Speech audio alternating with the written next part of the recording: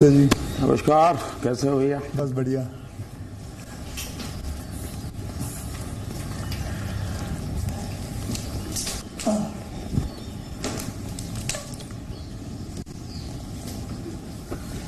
आज मैं आपको बताऊं कि मुझे मौका मिला यहाँ हमारे प्रधानमंत्री के घर पे आने का और इनसे बातचीत करने का। तो मैं कोई पॉलिटिकल क्वेश्चंस नहीं लाया हूँ। मुझे जानना है कि as a person, as a human being, एक इंसान के नाते हमारे जो प्रधानमंत्री हैं वो कैसे हैं, क्या खाते हैं, क्या बातचीत, मतलब उनकी पूरी दिन में जो सब चीज़ें होती हैं, मतलब पॉलिटिक को छोड़ के उसके बारे में मैं उनसे जानना चाहूँगा। तो सबसे पहले सर आपका बहुत बहुत धन्यवाद करना चाहता हूँ कि आपने मौका दिया है आपसे बात करने का। मुझे अच्छा लगा कि हम 24 घंटे राजनीति की बातों में ही उलझे रहते हैं, तो आपने हल्की फुल्की बातें और अपॉलिटिकल बातें करने के लिए इच्छा जताई है।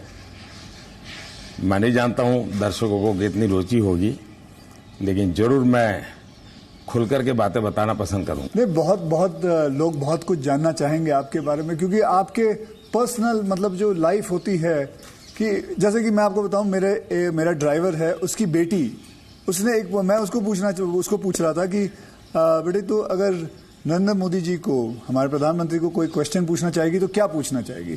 तो कमाल का सवाल उसने पूछा कि क्या हमारे प्रधानमंत्री आम खाते हैं? ये भी उसका क्वेश्चन है कि आम खाते हैं, और अगर खाते हैं तो क्या काट के खाते हैं या ऐसे गुठली के साथ खाते हैं? मगर होता है ना, वॉश बेसिन के ऊपर खड़े होके गुठली के साथ आम खाना, उसका मजा ही कुछ और होता है। तो मैं जानना चाहूंगा कि आप आम खाते हो सर? एक तो मैं आम खाता भी हूं और आम खाना मुझे बहुत पसंद भी है। अच्छा। और गुजरात में आम रस की परंपरा भी है। वो तो बहुत। लेकिन जब मैं छोटा था तो वैसे तो कोई आम खरीदना वरीदना तो हमारे लिए कोई उस प्रकार की कोई लग्जरी हमारी फैमिली थी नहीं। लेकिन कभी खेतों में चले जाते थे तो हमारा देश का जो किसान है बड़ा उदार रहता है। कोई खेत में आकर के खाता है तो कभी रोकता नहीं है, चोरी करता है तो रोकता है। तो आम के पेड़ पर जो पके हुए आम थे वो खाना हमें जरा ज्यादा पसंद था। यानी उतारने के बाद पकाया हुआ नहीं, नेचुरल कोर्स में पका हुआ, और फिर पूरा का पूरा। अच्छा, तब तो ये हाइजेनिक की कोई समझ भी नहीं थी कि धोना चाहिए, टिकना करना, कुछ नहीं समझते थे, ऐसा ही अपना कर लेते थे। लेकिन बाद में जैसे बड़े तो कई वैरायटियों के विषय में जानने लगे, आम रस खाने की आदत लगी। लेकिन इन दोनों मुझे कंट्रोल करना पड़ता है। अच्छा, अभी फिलहाल कंट्रोल? फिलहाल में मुझे सोचना पड़ता है कि इतना खाऊं या न खाऊं। नरेंद्र जी, मैं आपसे ये पूछना चाहूंगा कि आपने कभी सोचा था कि आप प्रधानमंत्री बनेंगे? कभी आपने सोचा था? और सोचा भी था तो कौन से साल में, कौन सी उम्र में आपने सोचा था कि मैं इस देश को चलाना चाहूंगा? कभी ऐसा विचार नहीं आया। और सामान्य लोगों के मन में बात गले नहीं उतरती है। शायद जो बन जाते हो सबके जीवन में ऐसा होगा। मैं नहीं मानता हूं कि यानी कोई एकदम फैमिली ही उसी प्रकार से बैकग्राउंड वाली हो और किसी के मन में इच्छा जगती हो तो बहुत स्वाभाविक है। वरना मेरा जो फैमिली बैकग्राउंड है उसमें तो अगर मुझे कहीं अच्छी सी नौकरी की भी मिल गई होती तो शायद मेरी माँ अड़ोस पड़ोस के लोगों को गुड़ खिला देती कि चलो भाई बेटे को वहाँ नौकरी मिल गई। क्योंकि उससे ज़्यादा हमने तो कुछ सोचा नहीं था, गांव के बाहर कुछ देखा नहीं था। ये तो ऐसे ही यात्रा चल पड़ी और देश मुझे लेता चला गया। तो अपने आप ही बनते चले गए, सब कुछ जिम्मेवारी आती गई। बहुत ही मतलब नेचुरली रहा है इसमें। वैसे मुझे मेरी दृष्टि से, मेरे व्यक्तिगत जीवन की दृष्टि से अननेचुरल लग रहा है। क्योंकि मेरा बैकग्राउंड, मेरी दुनिया, आज की जो राजनीति का तौर तरीका, उसमें ये सब बैठता ही नहीं है जी। मुझे भी आश्चर्य हो रहा है कि देश मुझे इतना प्यार कैसे करता है और इतना सारा क्यों मुझे देता रहता है। जहाँ तक मैंने पढ़ा है आप सन्यासी बनना चाहते थे, या आप सोल्जर या आर्मी में जाना चाहते थे, ऐसा कुछ भी? ये आपकी बात सही है, ये आपकी बात सही है। बचपन में मेरा एक स्वभाव था, किताबें पढ़ना, लाइब्रेरी चला जाता था, तो बड़े बड़े लोगों के जीवन पढ़ना ये शौक रहता था। कभी फौज वाले यूनिफॉर्म में निकलते थे तो मुझे बड़ा देखता था, कभी बच्चे की तरह खड़े होकर के सैल्यूट कर देता था, मन करता था कुछ न कुछ। इतने में 1962 का वॉर हो गया, तो हमारे यहाँ से दूर एक मेहसाना स्टेशन है मेरे गांव से, तो वहाँ स्टेशन पे सब लोग, जो फौज के लोग ट्रेनों में जाते थे, उनका बड़ा सत्कार करते थे, चाय वगैरह, तो मैं भी चला जाता था। तो जाकर के मैं भी तो मुझे बड़ा मजा आता था। तो मन पे हो गया कि हाँ, ये देश के लिए जीने मरने वाला रास्ता है, तो कभी उस दिशा में सोचता था। इतने में एक बार मैंने कहीं पढ़ा कि गुजरात में कोई सैनिक स्कूल है, उसमें आप दाखिल हो सकते हैं। तो हमने हमारे उस समय शायद 1 रुपया 2 रुपये से उसका सारा जानकारी मंगवाते थे। अब हमें तो अंग्रेजी आती नहीं थी, तो हमारे मोहल्ले में एक स्कूल के प्रिंसिपल मिस्टर रास विहारी मणियार करके रहते थे, तो मैं उनके पास चला गया। मुझे कभी बड़े व्यक्ति से मिलने से कभी संकोच नहीं होता था, तो ऐसे ही फिर चला गया मैं बाहर। ये बात सही है कि भीतर मन में था, तो मैं रामकृष्ण मिशन में चला गया। एक स्वामी आत्मस्थानंद जी हुआ करते थे, अभी उनका करीब 100 ईयर उम्र में अभी स्वर्गवास हुआ। तो मैं सीएम बना तो मेरे घर उनको फिर बुलाया मैंने, प्रधानमंत्री बना तो उनके यहाँ चला जाता था। अभी कलकत्ते में अस्पताल में थे तो 2-3 बार हो आया था मैं। तो वो बड़ा बहुत मुझे प्यार करते थे, समझाते थे जिंदगी क्या है, टिकना क्या है। रामकृष्ण मिशन आश्रम में कुछ समय रखते थे मुझे। विवेकानंद जी जिस कमरे में रहते थे उसमें मुझे घंटों तक बैठने के लिए मौका देते थे। तो ये सारे नए नए अनुभव होने लगे।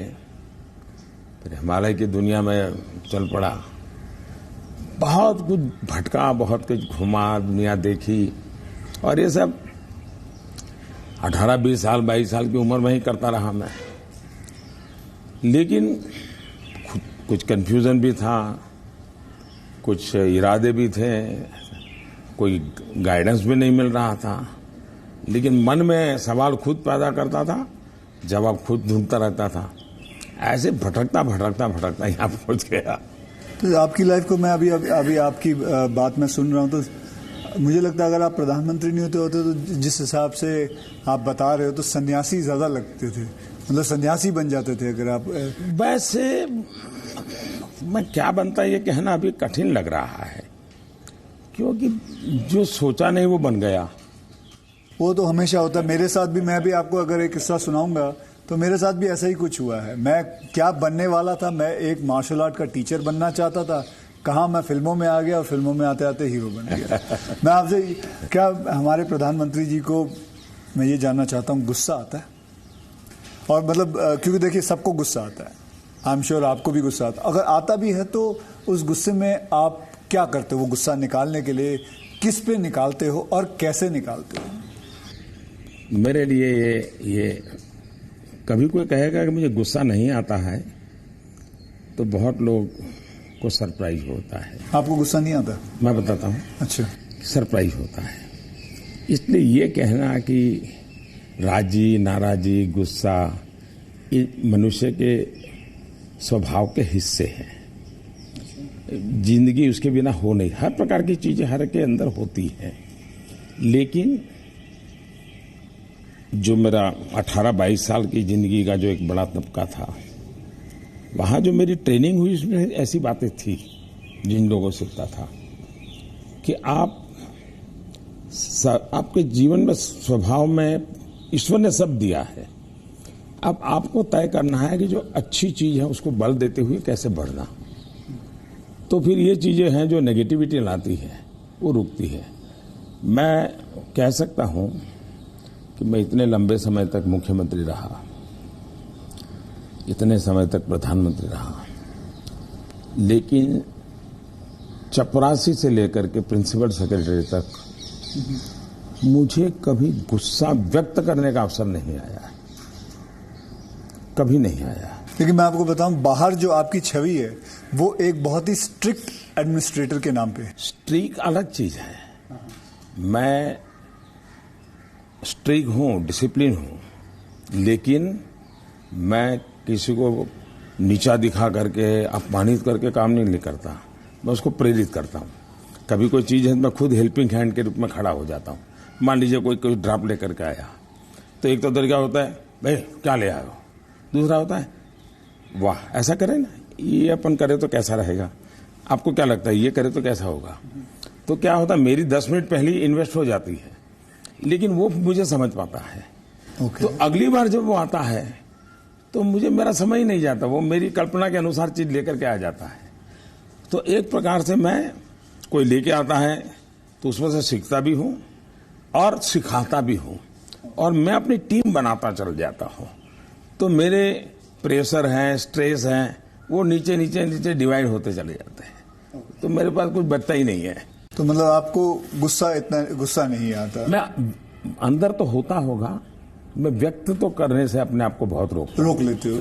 होता क्या है जी, कभी मान लो एक मीटिंग में आपने गुस्सा कर दिया तो मीटिंग का एजेंडा वगैरह सब छूट जाता है। हर एक के मन पे वो 2-3 मिनट की समय रहता है, वही छाया रहता है, वो बहुत नुकसान करता है जी। तो जैसे मुझे गुस्सा आता है तो मैं आपको बताऊं, गुस्सा एक निकालना बहुत अच्छी बात है। मैं छोटा मुंह और बड़ी बात, मैं आपसे बहुत छोटा हूं, और मैं कहूंगा कि आप है ना गुस्से को जो है अंदर ना रखे, उसे निकाले। जैसे मैं निकालता हूं, क्या करता हूं, एक बॉक्सिंग बैग घर पे रखा हुआ है, जितना हो सकता है सुबह 4:30-5 बजे मार लेता हूं और अपना गुस्सा निकाल लेता हूं, और फिर थक हार के बस, या कभी समुद्र किनारे चला जाता हूं और जोर से चीखता हूं, कोई भी नहीं होता है। नहीं, इसके लिए एक अलग तरीका है। अच्छा, मन की स्थिति के लिए। ओके। एक तो होता है चेहरे पर, बॉडी पे गुस्सा आना और शब्दों में व्यक्त होना। दूसरा होता है आपके इमोशंस को। मैं अपने अंदर एक चीज डेवलप की थी। ऐसी कोई घटना है जो मुझे पसंद नहीं आई है और मेरा मन करता है कि ऐसा क्यों हुआ।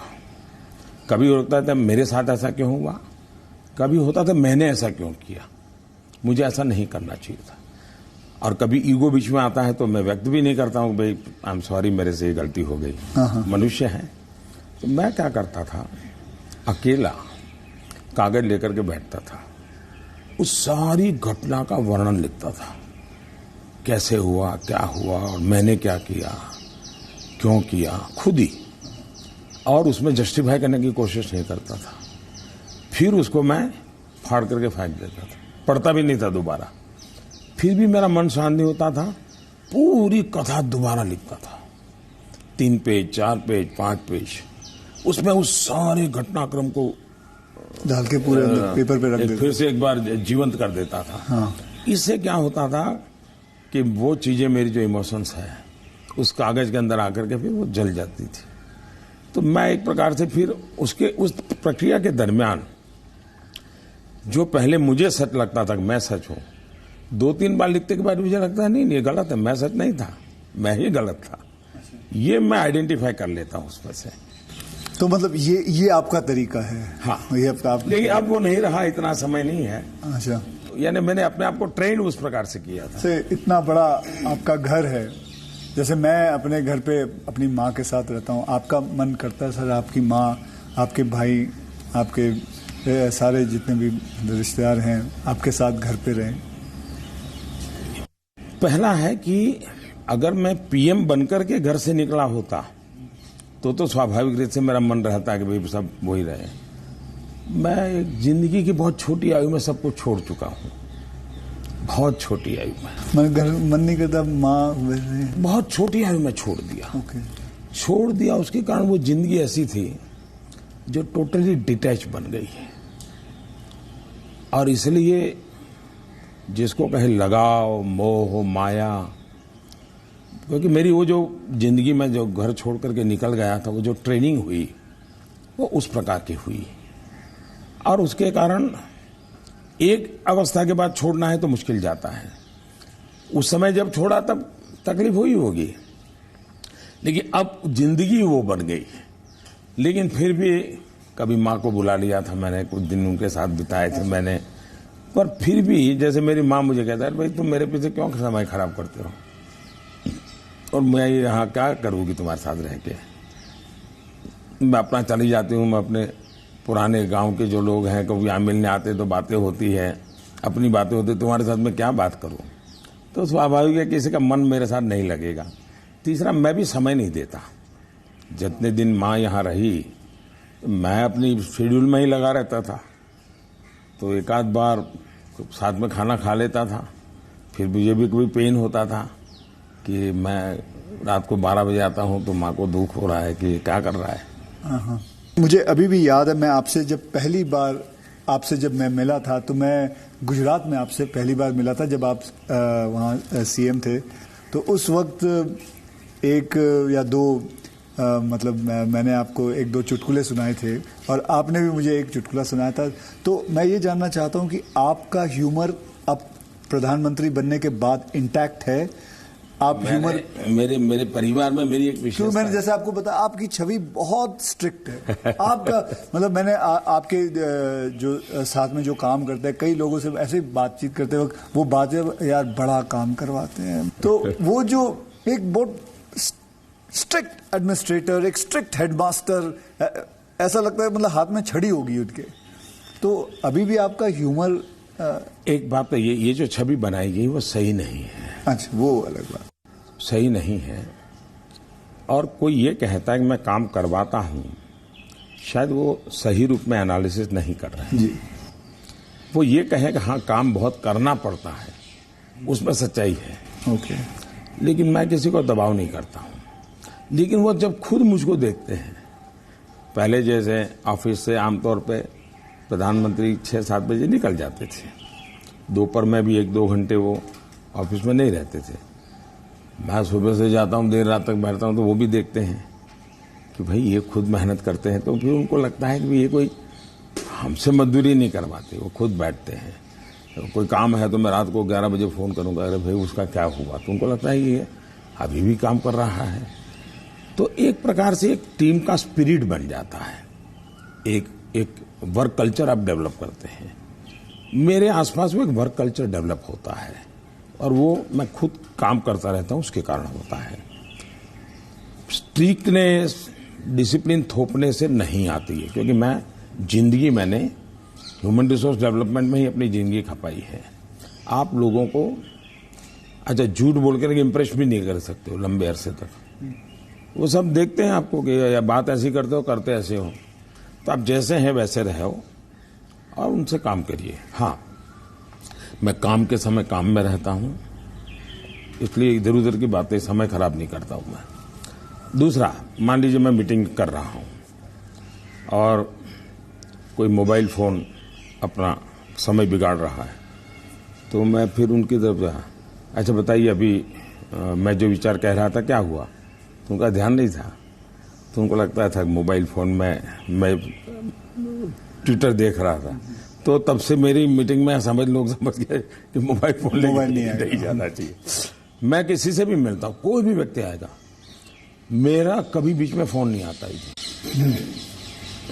मैं किसी को नहीं कहता। मानता हूँ, मैं भी आपसे 2-3 बार मिला हूँ, आपने मतलब इट इज। तो ये मैंने डिसिप्लिन खुद के जीवन में लाया, तो सामने वाले को लगता है कि यार ये टोटली मेरे लिए डेडिकेटेड टाइम था, इन्होंने कोई उपयोग नहीं किया। इन चीजों का एक प्रभाव पैदा होता है। जहां तक ह्यूमर का सवाल है, मेरे परिवार में हमेशा एक कल्पना थी, कभी पिताजी राजी नाराजी हुए हो, कभी छोटी मोटी हो, तो हमेशा मैं पूरे माहौल को एक आधे मिनट में हल्का कर देता था। ये मेरा एक स्वभाव था। आज भी मुझे वो करने का मजा आता है, शब्दों से खेलना वगैरह। पर अब क्या हो गया है जी, हर चीज के अलग अर्थ निकाले जाते हैं, आधा अधूरा वाक्य उठा करके उछाल दिया जाता है। तो अब डर लगता है कि कहीं जाकर के इरादा वो नहीं होता है, हंसी मजाक कहावत सब होना चाहिए, लेकिन अब दुरुपयोग हो जाता है तो डर लगता है। आज ये सोशल मीडिया की वजह से लोग कोई भी शब्द कोई भी उल्टा सीधा करवा सोशल मीडिया के बजाय टीआरपी वाले, परेशानी टीआरपी वाले करते हैं। तो आप जरा अपना ह्यूमर को बचा के रखते हो, लेकिन अपने दोस्तों के साथ आपके जो दोस्त हाँ, वो तो आज ही चलता है जी। मेरी कैबिनेट मीटिंग का ब्रीफिंग होता है, तो मेरे जो जूनियर अफसर हैं, वैसे वो बेचारे संकोच करते हैं, क्योंकि उनके लिए पीएम जो एक ऑरा बना हुआ है दुनिया में, वो तो बड़ा अलग है। मैंने वो ऑरा रखा नहीं है, मैं दोस्ताना करता हूँ। तो मैं उनको चुटकुले सुनाता रहता हूँ कभी कभी। सर, ऑपोजिशन पार्टी में आपके कोई दोस्त हैं? बहुत दोस्त है, बहुत अच्छे दोस्त। तो आप अभी भी उनके साथ कभी चाय पीना? बहुत अच्छे दोस्त हैं, हम लोग साल में 1-2 बार साथ खाना भी खाते हैं। अच्छा। हाँ, अब वह खैर वो फॉर्मल होता है, क्योंकि हम तो कैमरा में देखते हैं, हम तो मीडिया के साथ, मीडिया जो दिखाती है हम तो वही देखते हैं, हमको तो पता ही नहीं होता। बहुत पहले की बात है, तब तो मैं मुख्यमंत्री भी नहीं था, लेकिन किसी काम से मैं शायद पार्लियामेंट गया था और गुलाम नबी आजाद और मैं बड़े दोस्ताना अंदाज में गप्पे मार रहे थे। फिर हम बाहर निकलते तो मीडिया वालों ने पूछा, कह रहे यार आप लोग इतने पक्के दोस्त मार रहे हो, फिर तुम तो बोले आरएसएस वाले हो, गुलाम नबी से तुम्हारी दोस्ती कैसे है? हाँ। तो फिर गुलाम नबी ने अच्छा जवाब दिया। हम दोनों खड़े थे, वो कहा देखो भाई, बाहर जो आप लोग सोचते हो ऐसा नहीं है, शायद एक फैमिली के रूप में हम लोग जितने जुड़े हुए हैं सभी दल के लोग, वो शायद बाहर कल्पना नहीं कर सकते। आपको हैरानी होगी, और वैसे मैं ये बोलूंगा तो चुनाव में मेरा नुकसान भी हो सकता है, लेकिन ये ममता दीदी साल में आज भी मुझे 1-2 कुर्ते खुद सिलेक्ट करने जाती है और मेरे लिए 1-2 कुर्ते भेजती है। अच्छा। that is something very big to know about. Sir, अच्छा, वो मिठाई भी, बांग्लादेश के प्रधानमंत्री हैं शेख हसीना जी, तो मेरा दौरा हुआ तो ऐसे ही बंगाली मिठाइयों की चर्चा चली, तो आज भी वो साल में 3-4 बार कोई न कोई बंगाली नई मिठाई होगी तो स्पेशली ढाका से मुझे भेज देती है। अच्छा, वहाँ से? हाँ, स्पेशली बड़ा आग्रह करके। तो ममता दीदी को पता चला तो वो भी साल में 1-2 बार मेरे लिए कुछ न कुछ बंगाली मिठाई जरूर भेज देती है। मोदी जी, मैं आपसे एक बात जानना चाहूँगा।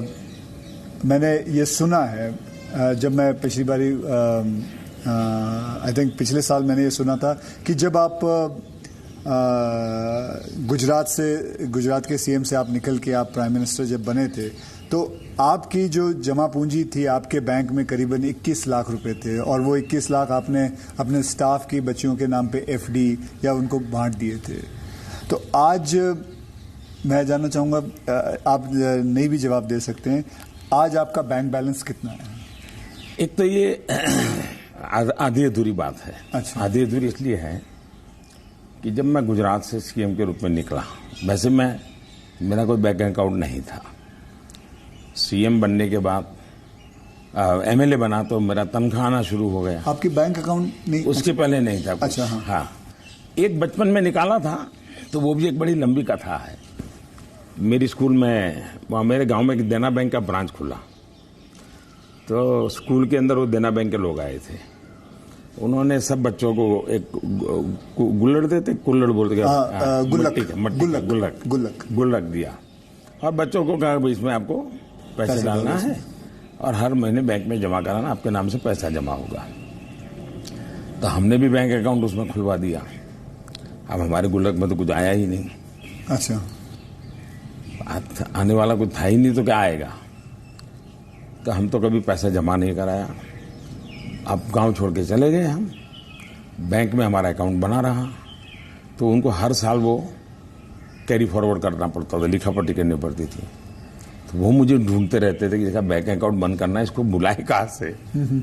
तो शायद 30-32 साल तक वो बना रहा, और उनको कहीं पता चला बाद में कि मैं अब पॉलिटिक्स में हूँ, तो बैंक वाले मेरे पास आए, बोले साहब जरा सिग्नेचर कर दीजिए, आपका एक बचपन का बैंक अकाउंट पड़ा हुआ है, हमको बंद करना है। अच्छा। तो मेरी बैंक अकाउंट से दुनिया ये रही। लेकिन जब मैं सीएम बना, एमएलए बना, तो फिर जो वेतन मिलता है वो आना शुरू हो गया, तब बैंक अकाउंट खुल गया। मैंने तो कभी वो देखा नहीं है, मेरा स्टाफ देखता था। जब मैं निकला वहाँ से, तो मैंने हमारे अफसरों को बुलाया, मैंने कहा भाई मेरा तो है नहीं, मैं ले जाके क्या करूँगा, अब मुझे तो कोई उपयोग है नहीं, तो मैं ये दे देना चाहता हूँ। तो उन्होंने कहा कि भाई ऐसा मत कीजिए। मैंने कहा भाई मैं करूँगा क्या इसलिए जाकर के। तो खैर अफसर लोग मेरी इज्जत करते थे, तो ज़्यादा बहस नहीं की, चले गए।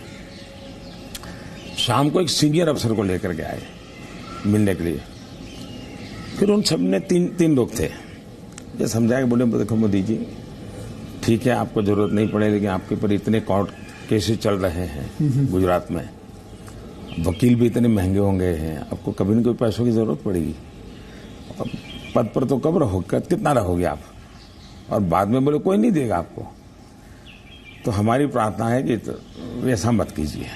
तो मैंने कहा क्या करूं? बोले ठीक है आपकी इच्छा है तो कुछ हिस्सा दीजिए। तो उसमें से मैंने फिर 21 लाख रुपया दिया।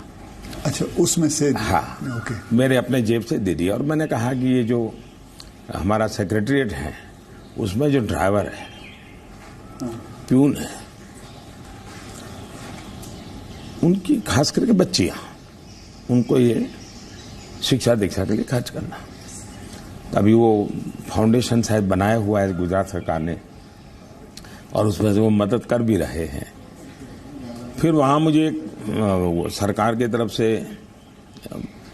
एमएलए को एक प्लॉट मिलता है, पैसों से मिलता है लेकिन कम पैसों में। वो प्लॉट मिला तो मैंने पार्टी को कहा ये ले लो आप, मैं आपको दे देना चाहता हूँ, मुझे कुछ चाहिए नहीं। तो मेरी वो प्रक्रिया चल रही थी, फिर पता चला कि वो मामला तो कहीं सुप्रीम कोर्ट में लटका पड़ा है, शायद वो जमीन किसी को दे नहीं सकते, इस प्रकार का कुछ है, मुझे पूरा मालूम नहीं क्योंकि मैं इस चीज़ों में रुचि नहीं लेता। लेकिन जब भी वो क्लियर हो जाएगा तो मैंने वो भी पार्टी को देना तय किया हुआ है। साहब सच में गुजराती है ना, क्योंकि गुजराती जो होते हैं वो पैसों के लिए बहुत सही रहते हैं। मतलब मैं नहीं मानता कि मतलब आपने अपना प्लॉट दे दिया, आपने पैसे दे दिए, तो आप, क्योंकि मैं आपको अगर आप इजाजत दे तो मैं एक छोटा चुटकुला सुनाना चाहता हूँ। जी। एक गुजराती आदमी था, बुजुर्ग आदमी था, वो मर रहा था, तो वो कहता है मेरी गुजराती जरा इतनी ठीक नहीं है, लेकिन वो कहता है कि मारो दीकरो क्यां छे, मतलब मेरा बेटा, तो बेटा अगर डैडी हूँ यहाँ छू, मारी दीकरी क्यां छे, डैडी हूँ यहाँ छू, मेरी बीवी कहाँ है, मैं भी यहाँ हूँ, आप तीनों यहाँ हैं तो दुकान पे कौन है? तो सारे के सारे इधर ही आ गए हो, तो मेरे दुकान पे कौन है? क्योंकि मैं मानने को तैयार नहीं हूँ, क्योंकि मैंने देखा है गुजरात, मेरे बहुत सारे गुजराती दोस्त हैं, गुजराती जो होते हैं वो अपने पैसों को बहुत सही संभाल के रखते हैं, वो अपने पैसों से दूर नहीं रहते। मैं आपको एक चुटकुला सुना दूं। जो ठीक है, ये बहुत बड़ी ओके। हमारे यहाँ चुटकुला चलता है कि एक बार प्लेटफॉर्म पर ट्रेन आई, रेलवे ट्रेन में। हाँ। तो ऊपर ही बर्थ पे कोई पैसेंजर सोया हुआ था, तो उसने देखा स्टेशन आया, तो उसने खिड़की में आवाज लगा के बाहर किसी को पूछा कि भाई कौन सा स्टेशन आया, तो उसने कहा 4 आना दोगे तो जवाब दूंगा। तो बोले जवाब की जरूरत नहीं, अहमदाबाद होगा। समझ गया मैं, बिल्कुल। तो ये बिल्कुल बात सही है। और एक बताता हूँ, ये किसी की आलोचना करने के लिए नहीं है, लेकिन कोई भी अर्थ निकाल सकता है, और ये सत्य घटना में से बना हुआ चुटकुला है। बहुत साल पहले, वैसे मेरी जिंदगी ऐसी थी, ये हाफ स्लीव का कुर्ता और पैजामा, जूते और थैला, यही से मैं रेलवे में भटकता रहता था, और दाढ़ी रहती थी। तो मैं पुणे स्टेशन पे उतरा। अच्छा। और कोई मेरे पास ज्यादा सामान तो था नहीं, मेरा एक वो झोला था, एक अखबार था हाथ में, तो मैं पैदल चला जा रहा था, मुझे पुणे में आरएसएस दफ्तर में जाना था, तो मैं पैदल ही जा रहा था। तो एक ऑटो रिक्शा वाला धीरे धीरे साथ चलता गया, फिर करीब 100-200 मीटर गया होगा, और उसने, मेरा ध्यान गया, मैं कही ऐसे कैसे चला रहा हो स्लोली मेरी स्पीड से। मैंने कहा भाई आपकी ऑटो रिक्शा खराब है, क्या प्रॉब्लम है आपका? तो उसने कहा साहब आप नहीं बैठोगे? मैंने कहा क्यों, मैं तो पैदल जा रहा हूं। तो बोले आप समाजवादी हैं? मैंने कहा नहीं, मैं तो अहमदाबादी हूं। तो मैंने कहा क्यों समाजवादी क्यों? नहीं, बोले समाजवादी लोग, बोले हमारे पुणे के समाजवादी जो लोग हैं वो स्टेशन में पब्लिक के सामने ऑटो रिक्शा में नहीं बैठते हैं, दूर जाके गुपचुप बैठ जाते हैं। ऐसा क्यों? लोगों को इंप्रेशन रहे कि वो मेहनत करते हैं, सादगी वाले हैं। ओके, अच्छा। तो बोले मुझे भी लगा शायद आप समाजवादी हैं, तो औरों की तरह आप भी थोड़ी देर के बाद बैठ जाओगे। तो बोले इसलिए मैं चल रहा था। तो जब उसने मुझे पूछा आप समाजवादी हो, तो मेरा तुरंत जवाब था मैं अहमदाबाद। आइए सर, एक थोड़ा चलते चलते बात करें आपसे। सर, आपसे मैं पूछना चाहता हूं कि अगर आपको कभी एक अलादीन का चिराग मिल जाए और जिन कहे कि आपके 3 विशेस हैं, तो वो आपके 3 विशेस क्या होंगे? देखिए, अलाउद्दीन चिराग मुझे मिल जाए और सचमुच में उसके पास ताकत होगी जी, तो मैं उसे कहूंगा कि तुम जितने भी ये समाजशास्त्री हैं या जो एजुकेशनलिस्ट हो, उनके दिमाग में भर दो कि भावी पीढ़ी को ये अलाउद्दीन चिराग वाली कथा सुनाना बंद करें कि ऐसा कोई अलाउद्दीन होता है और वो इच्छाएं पूरी करता है।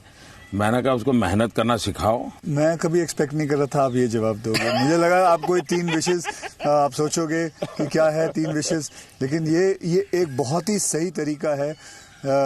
आलसपना जो होता है वो यही चीज़ों से आता है। यार, आई विश मुझे ये मिल जाए, बैठे बैठे मिल जाए। तो ये जो आपने जो किया हुआ है, ये जो कहा हुआ है, बिल्कुल सही कहा हुआ है। ये मूलतः बाहर से आया हुआ चिंतन है जी, मैंने रिसर्च नहीं किया है। ये हमारे यहाँ मूल चिंतन ऐसे नहीं है। मूल चिंतन तो हमारे यहाँ परिश्रम का है जी। हमारे यहाँ ये नहीं है कि भाई ऐसे ही कुछ आकर के कोई दे देगा, ऐसा नहीं है जी।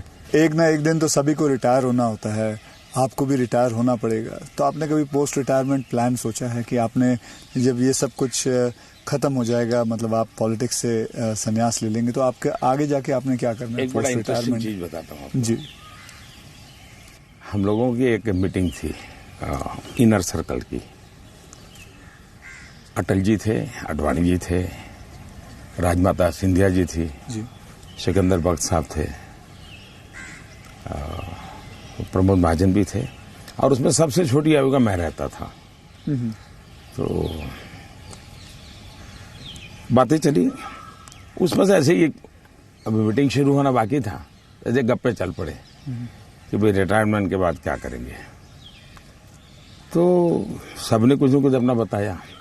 प्रमोद महाजन इसको बड़ा लोगों को खुद करके निकालते थे। अच्छा, प्रमोद जी की व्यक्तित्व की विशेषता थी, उनका जीवन बड़ा विविधताओं से भरा था। अनेक प्रकार की एक्टिविटी से वो अपने आप को जोड़े रखते थे। मुझे पूछा, मैंने कहा भाई मेरे लिए तो बड़ा कठिन है, क्योंकि मुझे कुछ नहीं आता है। मैंने कभी इस सारी चीज़ों में सोचा ही नहीं। मैंने तो जब जो जिम्मेवारी मिले उसी को जिंदगी माना है। जिम्मेवारी ही मेरी जिंदगी है। अच्छा। और इसलिए मुझे कल्पना ही नहीं होती है कि मेरे इसमें समय बिताने के लिए कुछ करना पड़ेगा, मुझे अपने आप को एंगेज रखने के लिए कुछ करना पड़ेगा।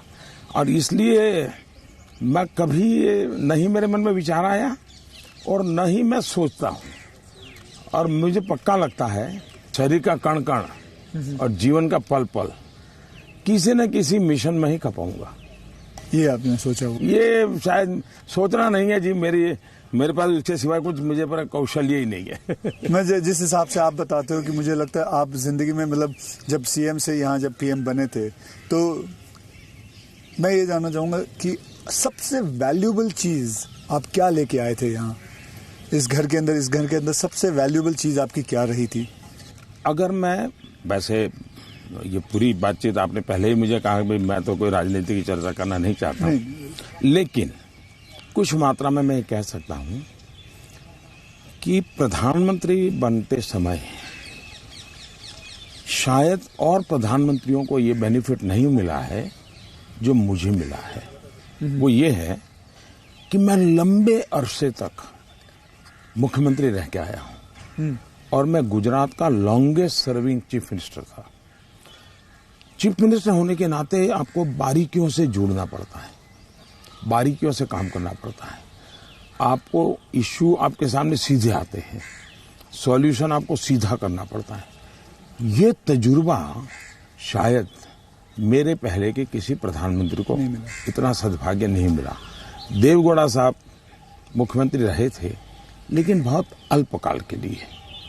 मैं बहुत लंबा रहा हूं।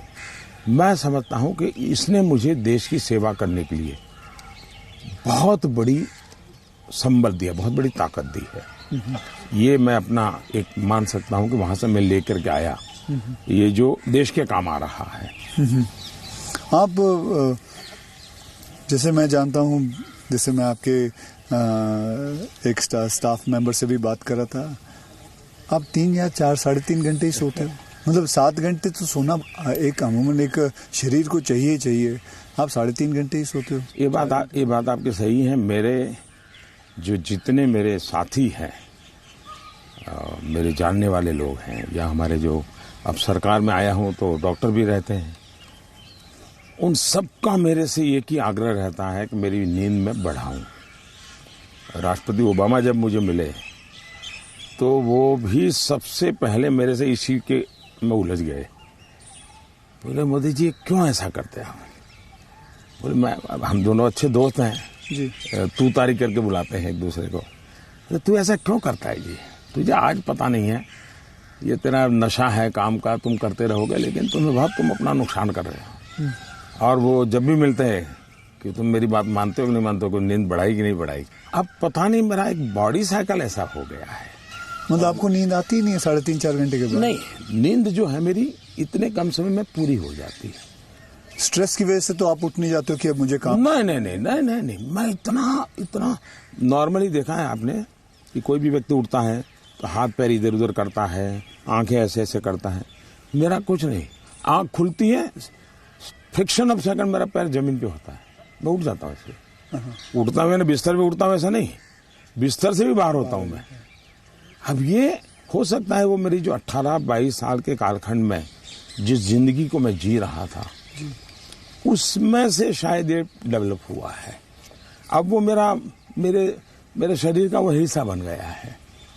तो लेकिन मैं, जैसा आपने कहा रिटायर्ड होने के बाद क्या करोगे, तो पहला काम मैं नींद कैसे बढ़ाऊं इस पर सोचूंगा। कहाँ बैठोगे?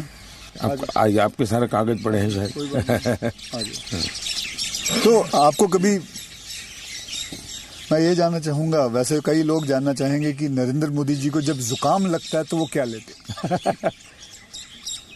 आप हैरान होंगे, मैं बहुत ही, फिर वही कहूंगा, मैं ऐसी कठिन जिंदगी जी करके आया हूं। तो डॉक्टर क्या होता है, ये महंगी दवाइयां क्या होती हैं, सोफिस्टिकेटेड क्या होता है, वो सब। आप आयुर्वेदिक पे बहुत विश्वास करते हैं? मैं बताता हूँ आयुर्वेद के बजाय कैसी जिंदगी है।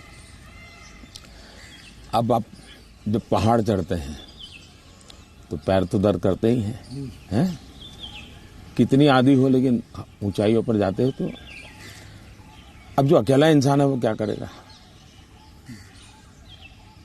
मालिश वाले को तो कुछ नहीं करा सकता, किसी को नहीं, फिजियोथेरेपी नहीं करा सकता, मसाज नहीं करवा सकता। अब मैं क्या करता था जी, मेरे कंधे पे हमेशा एक ये जो असम का गमछा होता है ना, ये गमछा मेरे पास रहता था ऐसा। तो मैं जैसे उसको ऐसे पैर पे बांध देता था पूरा, और बीच में एक छोटी लकड़ी तोड़ करके पैर से लगा देता था। फिर इसको मैं कर्व करता था। अच्छा। तो प्रेशर आता था, ऐसा पूरे बॉडी को मैं अपना मसाज खुद ऐसा तरीका रखता था मैं। तो ऐसी चीजें मैं इवॉल्व करता था अपने लिए। मैं बहुत साल पहले कैलाश यात्रा पे गया था पैदल, टोटल यात्रा करीब 1000 किलोमीटर का था, पैदल गया। कुछ और भी लोग थे, बड़े धनी लोग भी वहां कभी कभी यात्रा में आते थे। अब बहुत बड़े बड़े महंगे वो चमड़ी बचाने के लिए सब लेकर के आए हुए थे। मेरे पास तो कुछ था, मेरे पास कैस्टर ऑयल था, और वो भी रॉ, सीधा वो घानी से निकाला हुआ, तो उसकी स्मेल भी बहुत खराब होती है। तो मैं उसी को लगाता था। अब ये लोग 5वें-6ठे दिन मुंह नहीं धो सकते, लेकिन उनकी चमड़ी जल करके छील करके लटक गई थी, तो वो बड़े परेशान रहते थे। और मुझे कुछ नहीं होता था, बोला मैं तेज तर्रार रहता था। तो मुझे पूछने लगे कि आप क्या करते हो? बोला कुछ नहीं, मैं कैस्टर ऑयल लगाता हूँ मैं। तो रात को हम जब पहाड़ चढ़ करके रात्रि मुकाम होता था, मेरे पास आ जाते थे, हर को एक एक बूंद कैस्ट्रोल में से ले जाता था। जुकाम होता है तो एक तो मैं गर्म पानी पूरा समय पीता हूँ। गर्म पानी? गर्म पानी, तो उसमें कोई शहद या कुछ नहीं, कुछ सिंपल गर्म पानी। दूसरा, हो सके तो फास्टिंग करता हूँ। अच्छा। फास्टिंग यानी एकदम से सिवाय पानी कुछ नहीं, एक दो दिन 24 घंटे 48 घंटे ज्यादा नहीं करना पड़ता। तीसरा, ये सरसों का तेल होता है, उसको थोड़ा गर्म करके रात को 2-3 बूंद डाल देता हूँ। जलन बहुत होती है, लेकिन ये मेरा 1-2 दिन में क्लियर कर देता है। तो ऐसे ही जीने की आदत है। मैं कुछ चीज़ें करता हूँ, वो मैं पूछना चाहूँगा आपसे। मैंने चीज़ फॉलो की है जिसको कहते हैं कि 7-12-5 × 40, यानी 7 बजे मैं ब्रेकफास्ट कर लेता हूँ, 12 बजे मैं अपना लंच खा लेता हूँ और 5 बजे डिनर खा लेता हूँ। और × 40 यानी कि जब भी एक गस्सा खाता हूँ उसे 40 बार चबाना है। तो ये मैंने अपने शास्त्रों में पढ़ा है, कई लोगों से बात की है, तो आप इससे सहमत हैं? बिल्कुल सहमत हूँ, और ये बिल्कुल सही रास्ता आपने चुना हुआ है। हमारे देश में मूल आदत यही है। ये वेस्टर्न जो वर्ल्ड आया, उसने फिर धीरे धीरे इसमें ये बदलाव किया कि लोग, वरना हमारा किसान आज भी गांव में सूर्यास्त के पहले, नहीं लेना सर? मैं नहीं लेता जी। नहीं, सूर्यास्त के पहले थैंक यू, खाना खा लेता है। और दिन में भी आपने देखा होगा, किसान सुबह एक प्रकार से, वो किसको आप नाश्ता कहते हैं, लेकिन एक्चुअली उसका वो लंच जैसा ही होता है। वो काफी मात्रा में बड़े बड़े रोटी और सब्जी या चटनी कुछ लेकर के खेत चला जाए। दिन में थोड़ा सा लेकर के उसकी पत्नी सर पे कुछ रख करके जाती है। वो पूरा भोजन नहीं होता है, थोड़ा होता है। ये आज भी हमारे देश में परंपरा है। ये आपका एक फैशन स्टेटमेंट बहुत बढ़िया है, मतलब दाढ़ी वाड़ी एकदम सही किया हुआ। और मतलब कभी कभी मैं देखता हूँ आप हाफ स्लीव कुर्ता पहनते हैं, ज़्यादा करके हाफ स्लीव कुर्ता पहनते हैं। तो ये जो फैशन, ये जो है, ये जो आपकी जो शेविंग और ये सब, क्या ये मतलब फैशन जो है, ये आपने खुद ने किया है या आपने किसी को? आपने बहुत अच्छा सवाल पूछा। जैसे मैं बहुत स्ट्रीक हूँ, गुस्सा करता हूँ, ये जो एक छवि बनाई गई है, वैसे दूसरी छवि मेरे इन कपड़ों की दुनिया को लेकर के बनाई गई है। दरअसल क्या है, मैं एक छोटी बैग में मेरी जिंदगी थी और मैं ट्रैवलिंग करता रहता था। जी, आपने बताया। और तो मैं देखता था कि एक तो मैं कपड़े खुद धोता था। सीएम बना तब तक मैं कपड़े खुद धोया हूँ। कभी मैंने कपड़े, तो फिर मैंने कैसे सोचा कि लंबी बाहें रखता हूँ तो मुझे इतना ज्यादा धोना पड़ता है। दूसरा मेरे बैग में वो जगह ज्यादा लेता है, तो मैंने खुद नहीं काट दिया था। अच्छा, वो जगह ज्यादा लेता है इसलिए आपने उसको मैंने काट दिया था। ओके। हाँ, वो बात वो फैशन बढ़ गया जी। ये बात सही है कि मैं ढंग से रहना, ये मेरी प्रकृति थी। शायद एक कारण ये भी था कि गरीबी के कारण कभी कभी इन्फीरियरिटी फील होती थी लोगों के बीच में। तो उसको ओवरकम करने के लिए शायद साइकोलॉजी पढ़ी होगी बचपन में, ऐसा मुझे लगता है। तो मैं क्या करता था, अब हमारे घर में वो प्रेस करने के लिए कुछ था नहीं, तो मैं ये बर्तन का जो लोटा रहता है उसमें कोयला भर देता था, गर्म कोयला, और उसी से कपड़ों को प्रेस करता था और पहन के जाता था। लेकिन जूते नहीं थे। तो मेरे एक मामा एक दिन आए घर पे, तो पता नहीं उनका मन कर गया, तो उन्होंने मेरे लिए जूते ला दिए। तो एक कैनवास के सफेद जूते हैं ना जी। हाँ, छोटे से, शायद उस समय तो 8-10 रुपए मिलते होंगे, वो ले आए। तो मैंने देखा थोड़े दिन में तो गंदे होना शुरू हो गए। तो मैं क्या करता था, क्लासरूम में सब बच्चे चले जाते थे, मैं रुका रहता था, और टीचर जो ब्लैक बोर्ड पे लिखता है ना, तो बाद में जो छोटा चॉपस्टिक का टुकड़ा रह जाता है वो ऐसे ही फेंक देता है। हाँ। तो मैं उसको इकट्ठा करता था, वो चॉपस्टिक के टुकड़े, वो ले आता था और हर दिन सुबह चॉपस्टिक जूतों पे लगा देता था। हाँ, मैं समझ गया। और डेली ये मैंने कई बार आपसे मिला हूँ, आप घड़ी जो है वो अभी तो आपने सही पहनी हुई है, लेकिन घड़ी आप ज्यादा करके ऐसे पहनते हो। घड़ी मैं सही पहनता हूँ क्योंकि मुझे मीटिंगों में बैठना पड़ता है ना। हाँ। तो मैं नहीं चाहता हूँ किसी को पता चले कि मैं ऐसे घड़ी देख रहा हूँ, उसको इंसल्ट फील होता है जी। अच्छा। तो मैं उसके सम्मान के लिए हमेशा कॉन्शियस रहता हूँ कि ऐसे चोरी छुपे से घड़ी देख लेता हूँ। आप कोई बैठा है बात कर रहा है और घड़ी देखते हैं तो मतलब कि आप उसको इशारा कर रहे हो भाई बहुत हो गया जाओ, तो आप ऐसे रखते हो। हाँ, तो ये मेरे मन में ऐसा है कि ये किसी का एक प्रकार के हिडन वे में, मतलब बहुत माइन्यूटली आप लेकिन आप मानते हो, मैंने आपको ऑब्जर्व किया कि आप घड़ी उल्टी पहनते हो। मैं देखा था कई बार देखा आपने कि आप घड़ी उल्टी पहन के। सही देखा। मोदी जी, मैं आपसे ये जानना चाहूंगा कि ये जो सोशल मीडिया का आजकल तो पूरा जमाना है एंड मैंने देखा है कि आप काफी एक्टिव रहते हैं, लेकिन जो आपको लोग प्रश्न पूछते हैं या लोग आपसे बात करते हैं तो आप खुद देखते हो ट्विटर या इंस्टाग्राम, ये सारी चीजें आप देखते हो सर? मैं जरूर देखता हूँ और एक प्रकार से उससे मुझे बाहर की बहुत प्रकार की जानकारियां मिलती हैं जी। और मैं आपका भी ट्विटर देखता हूँ और ट्विंकल खन्ना जी का भी ट्विटर देखता हूँ। और कभी कभी तो मुझे लगता है कि वो जो मेरे पर गुस्सा निकालती है ट्विटर पे, तो उसके कारण आपके पारिवारिक जीवन में बड़ी शांति रहती होगी। उनका पूरा गुस्सा मेरे पर निकल जाता होगा। हाँ। इसलिए आपको बड़ा आराम रहता, सुकून मिलता होगा। तो मैं आपके लिए इस प्रकार से काम आया हूँ, खास करके ट्विंकल जी के लिए। और शायद ट्विंकल जी को पता नहीं होगा, उनके नाना जी चिनू भाई, उनसे मैं मिला था।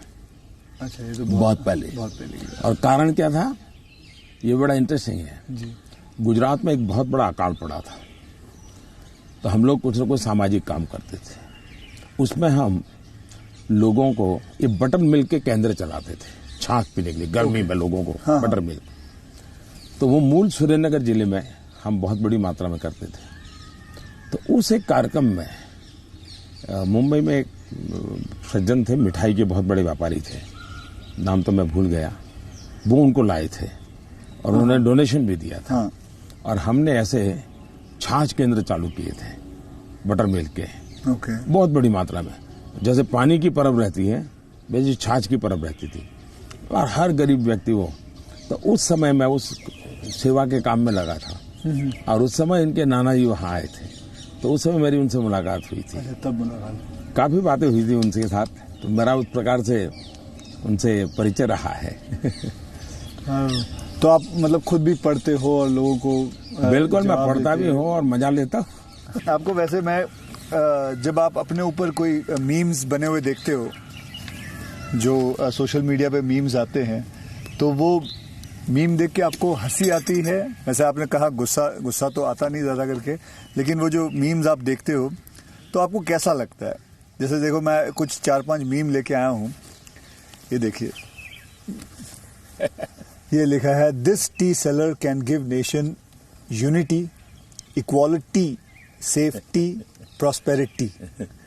तो ये एक है।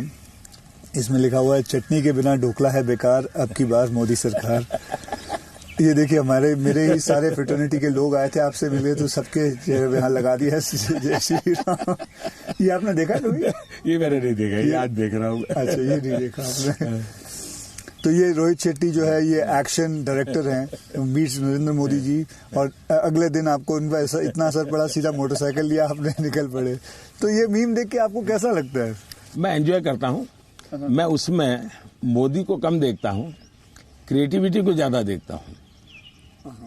तो मुझे उस क्रिएटिविटी के प्रति, यानी मेरा घोर भी विरोध होगा, मुझे बड़ा मजा आता। क्या बड़े सटीक तरीके से कहा है उसने, मतलब बहुत अच्छी क्रिएटिविटी उनकी है। मतलब क्या सोचते हैं ये लोग, और यूं झटके में सोचते हैं। हाँ, फ्रिक्शन ऑफ सेकंड जी। मैं आपको बताऊं, आप और मैं भी बात कर रहे हैं, जब सोशल मीडिया का ये सबसे बड़ा बेनिफिट मुझे ये है कि मुझे कॉमन मैन की जो सेंस है, हाँ, उसकी जो क्रिएटिविटी है, उसका एनालिसिस है, ये समझने में बड़ा। वरना क्या होता है, ये बनी बनाई लोगों के जो परोसी हुई चीज होती थी, 5 स्टार फूड जैसा होता था वो, ये एक प्रकार से फुटपाथ पर का जो चने चबेने और पकौड़ा होता है, वैसा सोशल मीडिया का मटेरियल होता है। फिनिश नहीं होता, लेकिन उसमें से आपको सच्चाई हाथ लग जाती है। मैं तो ये वेट कर रहा हूँ जब ये आएगा तो इसके ऊपर भी बड़े मीम्स बनेंगे। हाँ, इसके ऊपर भी बड़े मीम्स बनेंगे। तो आप तो खैर तैयार है। मेरे लिए पहली बार होगा ये। मतलब कुछ लोग होते हैं इंटेंशन से आपको चुभे इसलिए करते हैं जी, जानबूझ करके। उस समय आपने अपने आप को संतुलित रखने से उसके सारे इरादे फेल हो जाते हैं और वो उसकी नींद आराम कर देते हैं। अगर आप उसको रिएक्ट करते हैं, रिस्पॉन्ड करते हैं, तो उसको मजा आ जाता है। लेकिन देखा छोड़ दिया तो उसकी नींद खराब है। मैंने इतनी मेहनत की, इतना मोदी जी के बाल नोचने वाली चीज की, मोदी को कोई हो ही नहीं रहा है, तो वो परेशान हो जाता। हाँ, फिर वो अपना बंद भी कर देता थोड़ी देर बाद। ये भी बात सही है। बस सर, आपसे बात करके मुझे बहुत बहुत मजा आता है। आपसे मैं 2-3 बार पहले भी मिल चुका हूँ और आज मुझे मौका मिला है आपसे वार्तालाप करने का, आपसे बातचीत करने का। तो बहुत अच्छा लगता है। As a human being and not as a prime minister, as a human being you are a lovely person. You are a person जिसने जिंदगी में सब कुछ देखा है, झेला है, पाया है और खोया भी है, और सैक्रिफाइस आपकी ज़िंदगी के। ये मेरा एनालिसिस है जो मैं आपसे अभी बात करके मेरा एनालिसिस है कि आपकी ज़िंदगी के आपने बहुत सैक्रिफाइसेस भी किए हैं। So we are glad, I am glad that मुझे ये मौका मिला है आपसे बातचीत करने का। क्या आप मंथली आपकी जो सैलरी में से कुछ आप अपनी माता जी को भेजते हैं? ऐसा है कि हमारी माता जी खुद मुझे देती है आज भी। अच्छा, वो भेजती हैं? आज देती है। जैसे जब भी मिलने जाऊंगा तो ₹1.25 वो पक्का मेरे हाथ में देती है आज भी। अच्छा। और वो हमसे कभी अपेक्षा नहीं करती है, कभी अपेक्षा नहीं करती। उनको जरूरत भी नहीं है। दूसरा, शायद मैं एक ऐसा मुख्यमंत्री भी रहा और एक ऐसा प्रधानमंत्री रहा हूँ, मेरे परिवार पर का कोई खर्चा सरकार पर नहीं है।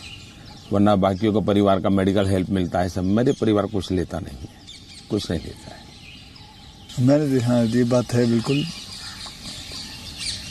बिल्कुल। तो ये एक प्रकार से, लेकिन इसका मतलब ये नहीं कि कोई माँ के प्रति लगाव नहीं है, ऐसा नहीं है। लेकिन जीवन ही ऐसा बन गया है कि मैंने अपने आप परिवार, पूरा देश को अपना परिवार बना लिया है। इसी में लगा रहता हूँ, यही काम करता रहता हूँ। मोदी जी, मैं ये जानना चाहूँगा कि आपको मतलब बचपन में ऐसा कौन सा खेल था जो आप खेलते थे? मैं बचपन में संघ की शाखाओं में जाता था। अच्छा। संघ की शाखाओं में बड़े अच्छे वैज्ञानिक खेल होते हैं। अच्छा। बड़े वैज्ञानिक, जिसमें टीम स्पिरिट आए, जिसमें जैसे एक खेल होता है, ये सब सर्कल में बैठते हैं, फिर जो हमारा लीडर होता है वो पूछता है कि आपकी राइट साइड पे जो बैठा है उसकी एक क्वालिटी बताओ। ओके। अब है तो खेल, लेकिन आपको उसके कारण कॉन्शियसनेस आता है कि हाँ भाई दूसरे के गुणों को देखना चाहिए। अब खेलते खेलते ही डेवलपमेंट होता है इंसान का, और इसलिए मुझे बचपन में संघ की शाखाओं में खेलों के द्वारा टीम स्पिरिट क्या होती है, रिस्पॉन्सिबिलिटी शेयर करना क्या होता है, ये खेल है संघ में, बहुत बढ़िया खेल है।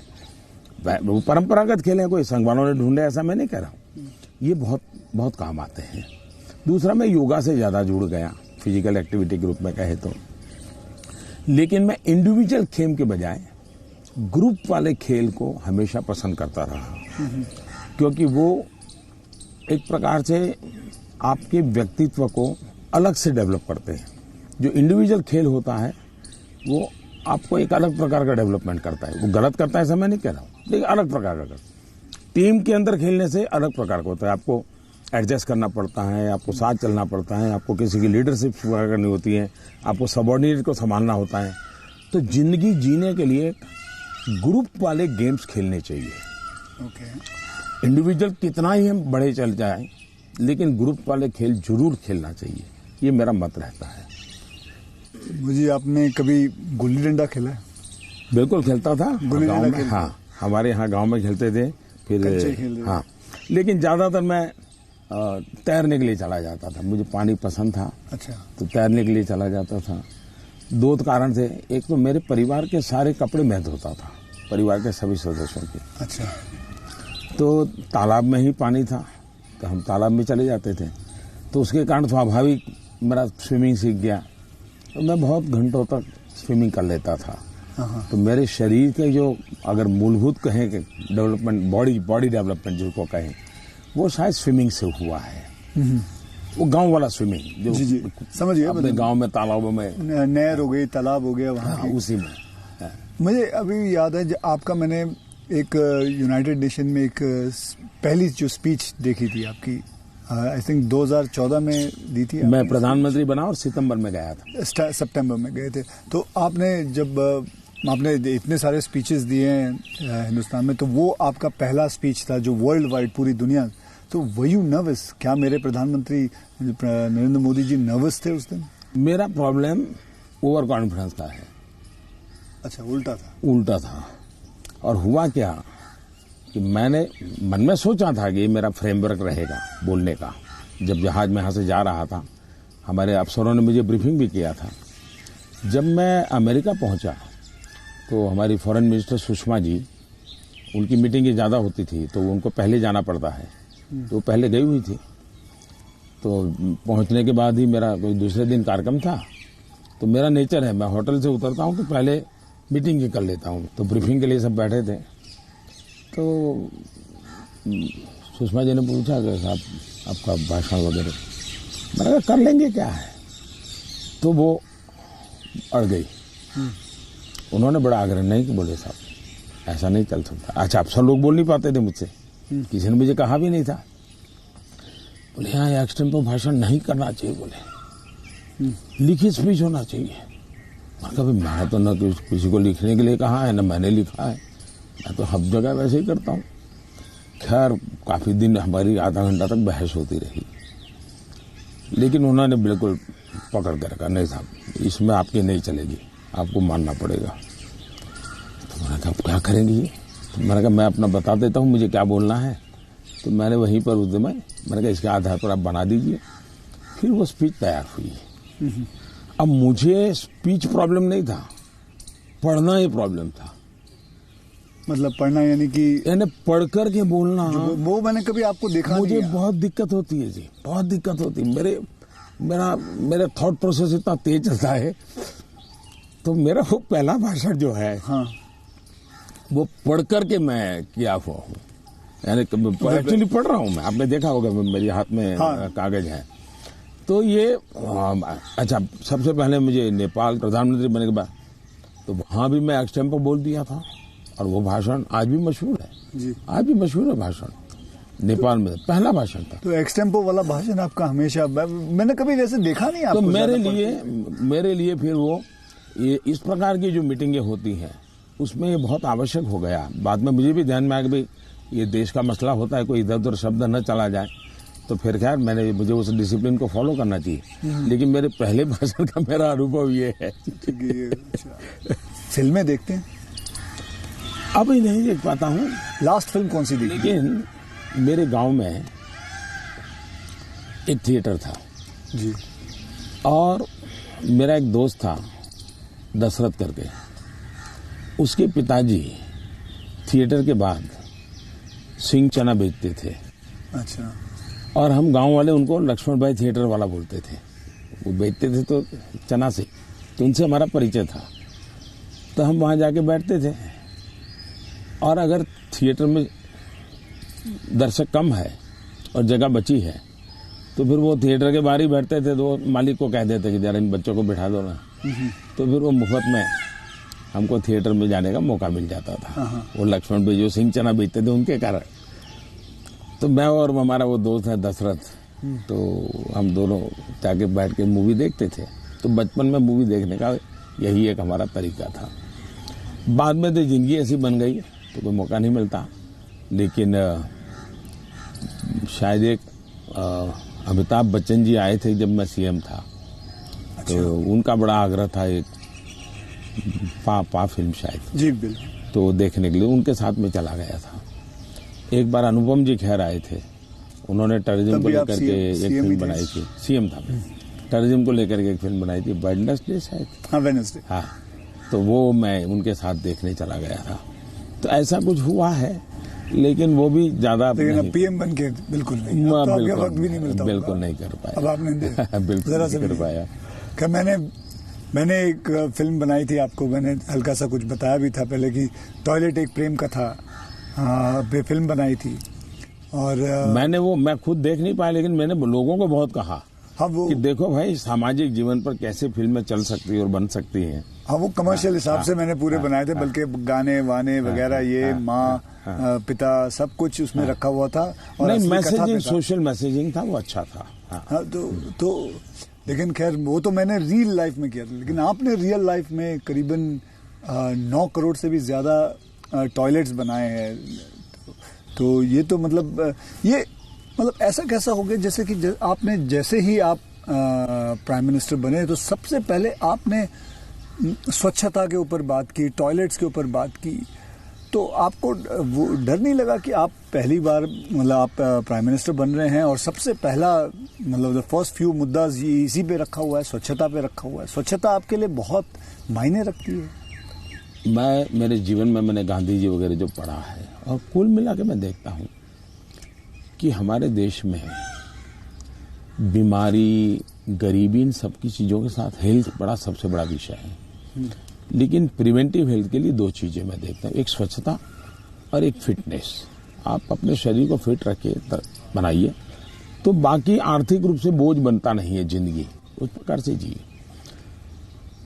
पर्सनल हाइजीन में तो हमारे यहाँ शास्त्रों के कारण, संस्कारों के कारण, घर में आओ तो पैर धो करके आओ, हाथ धो, मंदिर में जाते हो तो नहा करके जाओ, सब बहुत सिखाया जाता है। सोशल हाइजीन के प्रति हम उदासीन रहे हैं। और भारत जैसा देश दुनिया में, अगर इतना बड़ा दुनिया को देने के लिए टूरिज्म डेवलप नहीं हो रहा है, एक कारण है गंदगी जी। वैसे भी किसी भी समाज के लिए शोभा नहीं देता है। तो मेरे मन में एक बड़ी चीड़ है, और मैंने सोचा इसको एक जन आंदोलन बना देना चाहिए। और देश को गर्व होना चाहिए, हम लोगों को गर्व होना चाहिए कि हमारे देशवासियों ने इस कार्यक्रम को अपना बना लिया। और ये 9 करोड़ टॉयलेट बन जाना, 2014 के पहले 38% रूरल सैनिटेशन था, 98% हो गया। मतलब देश तैयार था, और मुझे खुशी है कि देश ने किया है। मैं तो कौन होता हूँ करने वाला जी, देश ने चीज को उठा ली। आप एज अ प्राइम मिनिस्टर आप कभी चिल एकदम आराम करते हैं, मतलब कुछ आराम से बैठ के यूं बैठे हैं गार्डन में सोच रहे हैं, बस ऐसे ही कुछ नहीं, चिल आउट के लिए? मेरी एक आदत है, मुझे अब कर नहीं पाता हूं, लेकिन मेरा बड़ा स्वभाव रहा है। एक तो मुझे सुबह 5 बजे चाय पीने की आदत है, बिना शक्कर।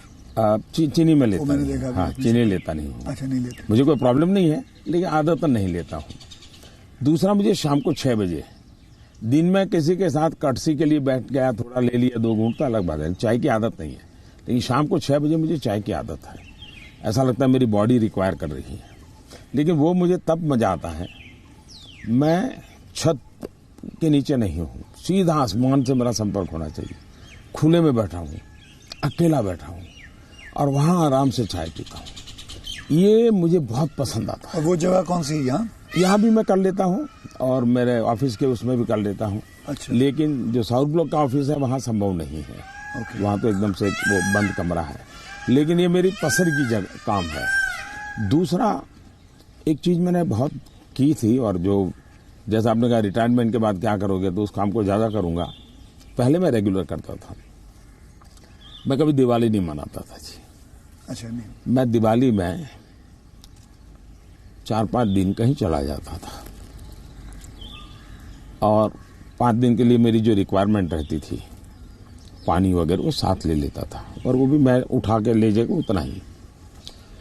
और मैं पहले रिसर्च करके रखता था, कहीं जंगलों में कोई जहां इंसान न हो, लेकिन पीने के लिए शुद्ध पानी अवेलेबल हो, ऐसी जगह ढूंढता था, और वहां जाके मैं रहता था। कभी पेड़ के नीचे, क्या कोई खंडहर कोई मिल गया तो उसमें पड़ा रहता था। अच्छा, उस समय में तो टीवी वगैरह तो थे ही नहीं, रेडियो भी मैं साथ नहीं रखता था, ना अखबार, न कुछ नहीं, कागज पेन भी नहीं, किताब भी नहीं, कुछ नहीं। और 5 दिन मैं ऐसे ही अकेला रहता था, प्रकृति को देखना। एक प्रकार से मेरा वो कार्यक्रम का नाम था, मैं मुझसे मिलने जाता हूँ। मैं मुझसे मिलने जाता हूँ, ऐसा है मेरा। वो मेरी जिंदगी में बहुत बड़ी ताकत देने वाली चीज है। तो कई वर्षों तक अब नहीं कर पाता हूँ। अब तो क्या SPG वगैरह ऐसा कवर हो गया है, जिंदगी अलग हो जाती है, लेकिन बहुत सालों तक मैंने किया है और मैं उससे बहुत ताकत पाता था। और जो विचार आए आने देता था, किसी विचार को टिकना है तो टिकना, कुछ लिखता भी नहीं था, ऐसे ही रहता था। तो यही मेरा एक तरीका रहता था। आपका मेरे में कॉमन यही है कि आप चाय बेचते थे और मैं जी वेटर था। दोनों के आप और मेरे में ये भी है कि हम दोनों के कोई गॉडफादर नहीं थे, हम अपनी जिंदगी अपने टर्म्स और कंडीशंस पे बनाई है बस। तो ये रहा है बस। जब मैं चाय बेचता था बहुत कुछ सीखने को मिला मुझे, बहुत लोगों से मिलने का मौका मिलता था, हर एक के स्वभाव को समझता था। बिना कारण जो चाय पीने वाला है गुस्सा करता था, डांट देता था, तो इन चीज़ों को सीखने में बहुत काम आया। लेकिन एक चीज़ मैंने बहुत मज़ेदार है मेरी ज़िंदगी की, मैं जब लोगों से हिंदी में बात करता हूँ तो बहुत सरप्राइज करता। मुझे हमारे सिकंदर बख्श साहब थे, बीजेपी के लीडर जी, वो मुझे हमेशा कह रहे हैं, यार मोदी तू इतनी बढ़िया हिंदी कैसे बोल लेता है, तू तो बोले गुज्जू है। ये तेरा मुरारजी, वो दोस्त था ना, है तो बहुत बड़ी आयु के थे, बोले तेरा मुरारजी इतने साल तक यहाँ रहा लेकिन उसको हिंदी बोलना नहीं आता है, ऐसा मुझे। तो उसका कारण ये था कि मैं चाय बेचता था तो मेरे गांव में ये जो ट्रेनें तो बहुत कम आती थी, लेकिन ये जो मालगाड़ी होती है, जो माल ढोती है, वो ज़्यादा आती थी। और मुंबई में जो भैंसों का तबेले रहते हैं, उसके जो दूध बेचने वाले लोग हैं, वो क्या करते हैं, दूध जब भैंस देती है तब तक मुंबई में रखते हैं, बाद में वो गांव में आके छोड़ देते हैं। वो भैंसों को लाना ले जाना एक बड़ा कारोबार चलता था। तो वो आते थे और वो बेचारे घास वास उसी में भरते थे, उसी में रहते थे और भैंसों को ले जाते थे। एक व्यक्ति आएगा तो 3-4 दिन रहना पड़ता था। हम उनको चाय चाहिए, हम चाय देते थे। उनसे बातें करते करते मैं हिंदी सीख गया। अच्छा, फिर वो क्या करते थे, अपना म्यूजिक की कुछ चीजें ले आते थे, तो शाम को वो चौपाइयाँ वोपाइयाँ अपना भजन कीर्तन करते रहते, तो मैं कभी जाके बैठ जाता था। तो मुझे उसके कारण नॉर्थ के कल्चर से परिचय आया। तो एक प्रकार से चाय ने मुझे ये लैंग्वेज सिखा दी। तो आप ये जो सॉन्ग की बात आई, आप कभी कोई हिंदी गाना गुनगुनाते हो अकेले में? गुनगुनाना तो नहीं होता है, लेकिन मैं जब चाहता तो मेरे मन पे जो कुछ गीत है, ज्योति कलश छल के, या ये पवन वेग से उड़ने वाले घोड़े, ऐसे जो गीत थे बहुत पुराने, तो बहुत अच्छे लगते थे। आज के कोई गाने नहीं गुनगुना? आज तो पता ही नहीं मुझे। मुझे आपसे बात करके चलिए, देश के लोगों के लिए काम आएगा कुछ बातें। नहीं ये बहुत सारी चीजें काम में आएंगी, इसमें बहुत सारी चीजें। लेकिन मुझे अच्छा ये लगा कि ये चुनावी आपाधापी तू मैं के बीच ये भी एक कुछ पल होता है। तो जो आप पूछते हैं ना कैसे रिलैक्स होते हो, ये भी तरीका है रिलैक्स होने का। बहुत रिलीफ रहेगा।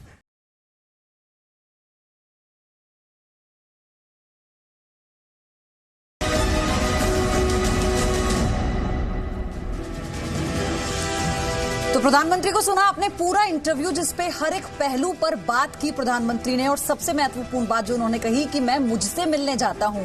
और ऐसे ही प्रधानमंत्री यानी नरेंद्र मोदी को आज इस इंटरव्यू में देश ने देखा, जिनके जीवन के हर एक पहलू को नजदीक से जानने का मौका मिला। अक्षय कुमार से बातचीत में उन्होंने अपने जीवन के संघर्ष को साझा किया। उन्होंने बताया कि कैसे वो आम से इतने खास हो गए, कैसे एक प्रचारक से देश के प्रधानमंत्री बन गए। साथ ही उन्होंने अपने परिवार को लेकर बातचीत की, जिसको लेकर कभी वो बातचीत करते हुए नजर नहीं आए। कभी उन्होंने किसी भी मंच से अपने परिवार को लेकर, खुद के अनुभवों को लेकर परिवार के साथ कभी ऐसी बातचीत नहीं की। और साथ ही प्रधानमंत्री ने ममता बनर्जी की तारीफ की अपने इस इंटरव्यू में। उन्होंने कहा कि ममता दीदी साल में 1-2 कुर्ते भिजवाती हैं मुझे और कई बार भिजवाती हैं। पीएम मोदी ने कहा है ये बात और उन्होंने ये भी कहा कि ममता दीदी कुर्तों को खुद सेलेक्ट करती है मेरे लिए।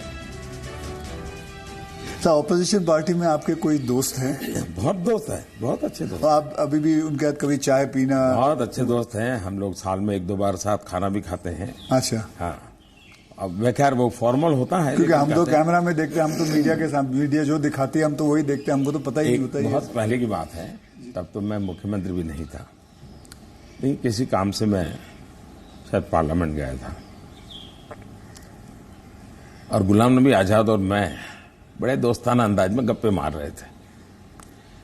फिर हम बाहर निकलते तो मीडिया वालों ने पूछा, कह रहे यार आप लोग इतने पक्के दोस्त मार रहे हो, फिर तुम तो बोले आरएसएस वाले हो, गुलाम नबी से तुम्हारी दोस्ती कैसे है? हाँ। तो फिर गुलाम नबी ने अच्छा जवाब दिया। हम दोनों खड़े थे, बोला देखो भाई बाहर जो आप लोग सोचते हो ऐसा नहीं है, शायद एक फैमिली के रूप में हम लोग जितने जुड़े हुए हैं सभी दल के लोग, वो शायद बाहर कल्पना नहीं कर सकते। आपको हैरानी होगी, और वैसे मैं ये बोलूंगा तो चुनाव में मेरा नुकसान भी हो सकता है, लेकिन ये ममता दीदी हाँ। साल में आज भी मुझे 1-2 कुर्ते को खुद सिलेक्ट करने जाती है और मेरे लिए 1-2 कुर्ते भेजती है। अच्छा। that is something very big to know about. आपसे मैं पूछना चाहता हूं कि अगर आपको कभी एक अलादीन का चिराग मिल जाए और जिन कहे कि आपके 3 विशेस हैं, तो वो आपके 3 विशेस क्या होंगे? देखिए, अलाउद्दीन चिराग मुझे मिल जाए और सचमुच में उसके पास ताकत होगी जी, तो मैं उसे कहूंगा कि तुम जितने भी ये समाजशास्त्री हैं या जो एजुकेशनलिस्ट हो, उनके दिमाग में भर दो कि भावी पीढ़ी को ये अलाउद्दीन चिराग वाली कथा सुनाना बंद करें कि ऐसा कोई अलाउद्दीन होता है और वो इच्छाएं पूरी करता है। मैंने कहा उसको मेहनत करना सिखाओ। मैं कभी एक्सपेक्ट नहीं कर रहा था आप ये जवाब दोगे। मुझे लगा आप कोई 3 विशेस आप सोचोगे कि क्या है 3 विशेस, लेकिन ये एक बहुत ही सही तरीका है। आलसपना जो होता है वो यही चीज़ों से आता है। यार आई विश मुझे ये मिल जाए, बैठे बैठे मिल जाए। तो ये जो आपने जो किया हुआ है, ये जो कहा हुआ है, बिल्कुल सही कहा हुआ है। ये मूलतः बाहर से आए हुए चिंतन है जी, मैंने रिसर्च नहीं किया है। हाँ। ये हमारे यहाँ मूल चिंतन ऐसे नहीं है। मूल चिंतन तो हमारे यहाँ परिश्रम का है जी। हमारे यहाँ ये नहीं है कि भाई ऐसे ही कुछ आकर के कोई दे देगा, ऐसा नहीं है जी। मैंने पढ़ा है आप सन्यासी बनना चाहते थे या आप सोल्जर या आर्मी में जाना चाहते थे, ऐसा कुछ भी? ये आपकी बात सही है, ये आपकी बात सही है। बचपन में मेरा एक स्वभाव था किताबें पढ़ना, लाइब्रेरी चला जाता था, तो बड़े बड़े लोगों के जीवन पढ़ना ये शौक रहता था। कभी फौज वाले यूनिफॉर्म में निकलते थे तो मुझे बड़ा देखता था, कभी बच्चे की तरह खड़े होकर के सैल्यूट कर देता था, मन करता था कुछ न कुछ। इतने में 1962 का वॉर हो गया, तो हमारे यहाँ से दूर एक महसाना स्टेशन है मेरे गांव से, तो वहाँ स्टेशन पे सब लोग जो फौज के लोग ट्रेनों में जाते थे उनका बड़ा सत्कार करते थे, चाय वगैरह। तो मैं भी चला जाता था, तो जाकर के मैं भी वो, तो मुझे बड़ा मजा आता था। तो मन पे हो गया कि हाँ ये देश के लिए जीने मरने वाला रास्ता है, तो कभी उस दिशा में सोचता था। इतने में एक बार मैंने कहीं पढ़ा कि गुजरात में कोई सैनिक स्कूल है, उसमें आप दाखिल हो सकते हैं। तो हमने हमारे उस समय शायद 1 रुपया 2 रुपये से उसका सारा जानकारियाँ मंगवाते थे। अब हमें तो अंग्रेजी आती नहीं थी, तो हमारे मोहल्ले में एक स्कूल के प्रिंसिपल मिस्टर रास विहारी मणियार करके रहते थे, तो मैं उनके पास चला गया। मुझे कभी बड़े व्यक्ति से मिलने से कभी संकोच नहीं होता था, ऐसे ही फिर चला गया मैं बाहर। ये बात सही है कि भीतर मन में था, तो मैं रामकृष्ण मिशन में चला गया। एक स्वामी आत्मस्थानंद जी हुआ करते थे, अभी उनका करीब 100 ईयर उम्र में अभी स्वर्गवास हुआ। तो मैं सीएम बना तो मेरे घर उनको फिर बुलाया मैंने, प्रधानमंत्री बना तो उनके यहाँ चला जाता था। अभी कलकत्ते में अस्पताल में थे तो 2-3 बार हो आया था मैं। तो वो बड़ा बहुत मुझे प्यार करते थे, समझाते थे जिंदगी क्या है, टिकना क्या है। रामकृष्ण मिशन आश्रम में कुछ समय रखते थे मुझे। विवेकानंद जी जिस कमरे में रहते थे उसमें मुझे घंटों तक बैठने के लिए मौका देते थे। तो ये सारे नए नए अनुभव होने लगे। फिर हिमालय की दुनिया में चल पड़ा, बहुत कुछ भटका, बहुत कुछ घुमा, दुनिया देखी। और ये सब 18-20 साल 22 साल की उम्र में ही करता रहा मैं। लेकिन कुछ कंफ्यूजन भी था, कुछ इरादे भी थे, कोई गाइडेंस भी नहीं मिल रहा था। लेकिन मन में सवाल खुद पैदा करता था, जवाब खुद ढूंढता रहता था। ऐसे भटकता भटकता भटकता यहाँ पहुंच गया। आप जैसे मैं जानता हूँ, जैसे मैं आपके एक स्टाफ मेंबर से भी बात कर रहा था, आप 3 या 4 साढ़े 3 घंटे ही सोते हो। मतलब 7 घंटे तो सोना एक अमूमन एक शरीर को चाहिए। आप 3.5 घंटे ही सोते हो। ये बात आपकी सही है। मेरे जो जितने मेरे साथी हैं, मेरे जानने वाले लोग हैं, या हमारे जो अब सरकार में आया हूं तो डॉक्टर भी रहते हैं, उन सबका मेरे से एक ही आग्रह रहता है कि मेरी नींद में बढ़ाऊं। राष्ट्रपति ओबामा जब मुझे मिले तो वो भी सबसे पहले मेरे से इसी के में उलझ गए। बोले मोदी जी क्यों ऐसा करते हैं? बोले हम दोनों अच्छे दोस्त हैं जी, तू तारी करके बुलाते हैं एक दूसरे को। तो तू ऐसा क्यों करता है जी? तुझे आज पता नहीं है, ये तेरा नशा है काम का, तुम करते रहोगे लेकिन तुम अपना नुकसान कर रहे हो। और वो जब भी मिलते हैं कि तुम मेरी बात मानते हो कि नहीं मानते हो, कोई नींद बढ़ाई कि नहीं बढ़ाई। अब पता नहीं मेरा एक बॉडी साइकिल ऐसा हो गया है। मतलब आपको नींद आती नहीं है 3.5-4 घंटे के बाद? नहीं, नींद जो है मेरी इतने कम समय में पूरी हो जाती है। स्ट्रेस की वजह से तो आप उठ नहीं जाते हो कि अब मुझे काम? नहीं, मैं इतना नॉर्मली देखा है आपने कि कोई भी व्यक्ति उठता है तो हाथ पैर इधर उधर करता है, आंखें ऐसे ऐसे करता है। मेरा कुछ नहीं, आंख खुलती है, फ्रिक्शन ऑफ सेकंड मेरा पैर जमीन पे होता है, मैं उठ जाता हूँ। ऐसे उठता हूँ, बिस्तर पे उठता हूँ ऐसा नहीं, बिस्तर से भी बाहर होता हूँ मैं। अब ये हो सकता है वो मेरी जो 18-22 साल के कालखंड में जिस जिंदगी को मैं जी रहा था उसमें से शायद ये डेवलप हुआ है। अब वो मेरे शरीर का वो हिस्सा बन गया है। तो लेकिन मैं, जैसा आपने कहा रिटायर्ड होने के बाद क्या करोगे, तो पहला काम मैं नींद कैसे बढ़ाऊं इस पर सोचूंगा।